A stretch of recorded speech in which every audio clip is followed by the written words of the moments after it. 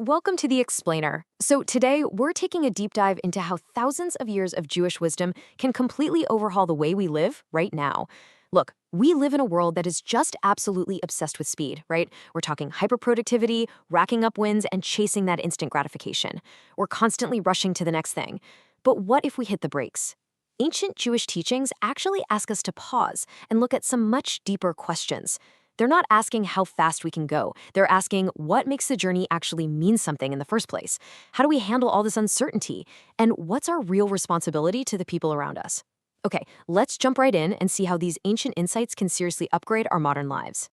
To break this down, we're looking at four main pillars today. We're going to cover reframing purpose, redefining rest and community, the power of curiosity, and finally, taking meaningful action. All right, kicking things off with pillar number one, reframing purpose, where we look at prioritizing responsibility over accumulation. So modern culture is constantly whispering, or let's be honest, screaming at us to focus on our own personal ambitions. It's always asking, what do I want from life? It's a mindset that's all about personal comfort and desire. But Jewish thought flips the script entirely. It asks, what does life require from me? Just think about how that completely changes the way you tackle your day.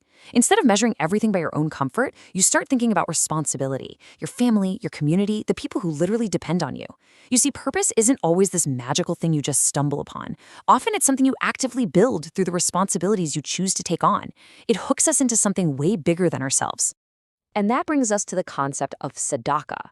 Now, you'll usually hear this translated just as charity. But in the Jewish ethical tradition, it carries a much heavier, more profound weight. It's deeply connected to justice and obligation. Helping others isn't just a nice little bonus thing you do when you're feeling generous on a random Tuesday. No, it's a built-in obligation attached to whatever success, wealth, or influence we're lucky enough to have. Because of that, our whole relationship with success changes. When we achieve something today, the instant modern impulse is, okay, how much can I accumulate? But this ancient wisdom challenges us to ask, what can I contribute? True success isn't measured by what flows into our lives or how massive our stockpile gets. It's actually measured by what becomes possible for other people because of what we do with that success. It's a real game changer. Moving on to pillar two, redefining rest and community, which is all about belonging over isolation. You know, modern personal development pushes this narrative of the lone wolf grinding it out, read more, work harder, hustle 24/7. But human beings just aren't wired to live like that. I really want you to let this sink in. You are not your job title, you are not your bank balance, and you are definitely not the number of emails you manage to answer in a day.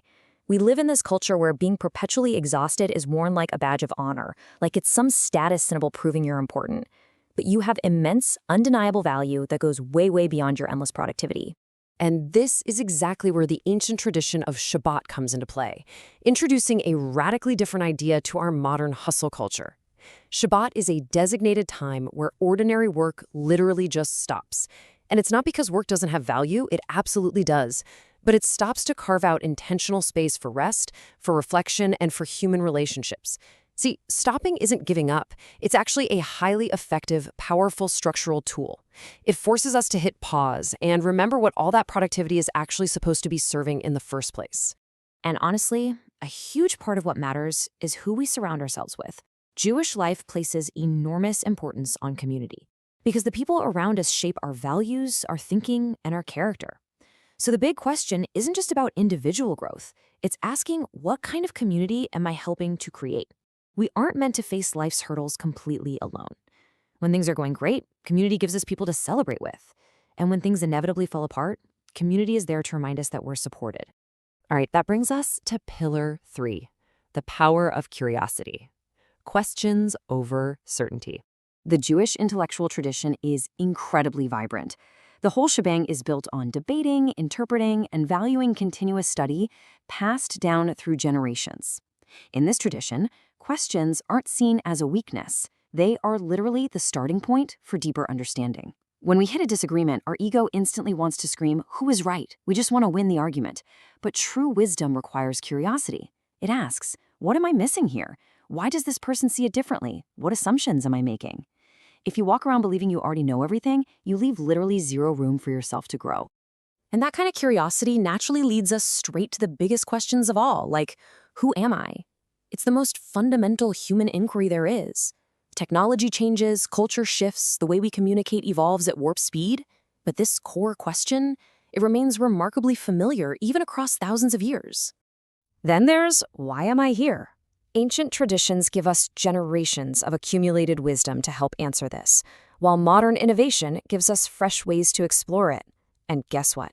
They don't have to be enemies. We can absolutely engage with ancient tradition in a serious way while still responding thoughtfully to the modern world.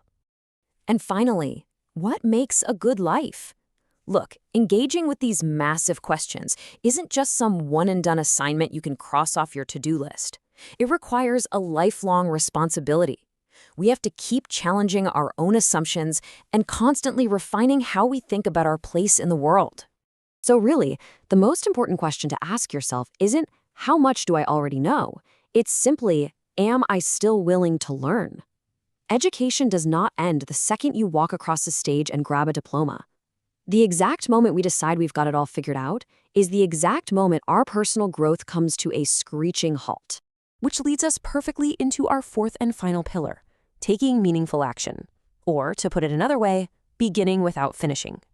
It is so incredibly common today to look at the state of the world and just feel this sense of total overwhelming paralysis. I mean, we're looking at poverty, conflict, massive loneliness, injustice, existential environmental challenges. It's so easy to sit there and think, I'm just one person. What difference can I possibly make against all of this? We get trapped in this mindset that if we can't solve the whole thing, we shouldn't even bother trying. But ancient ethical teaching steps in with a profound counterargument. Help one person. You do not need to finish everything to begin something. Meaningful change almost never starts with someone who can solve every problem on planet Earth. It begins with someone who is just willing to do something. You might not be responsible for completing all the work, but you are also absolutely not free to just ignore it. So the real trick here is how we break this down into highly actionable, bite-sized steps. Number 1, teach one student. Number 2, support one family. Number 3, improve one community. Number 4, start one project. You don't need the power or the money or the massive influence to change the entire globe before you take responsibility for your own small corner of it. And honestly, that is incredibly empowering. It gives us full permission to start small, but it demands that we actually start. So let's bring this all together. As we wrap up this explainer on the timeless relevance of ancient wisdom, we've seen that to live a truly meaningful life today, we've got to shift our paradigms. We need to live with a sense of responsibility, rather than just constantly seeking to accumulate more stuff. We need to continuously ask questions instead of demanding absolute certainty. We have to prioritize intentional rest and actually build supportive communities. And above all, we have to take action, even if we can't fix everything at once. Ancient wisdom doesn't survive just because it's old. It survives because generation after generation, we keep finding profound meaning in applying it to our new circumstances.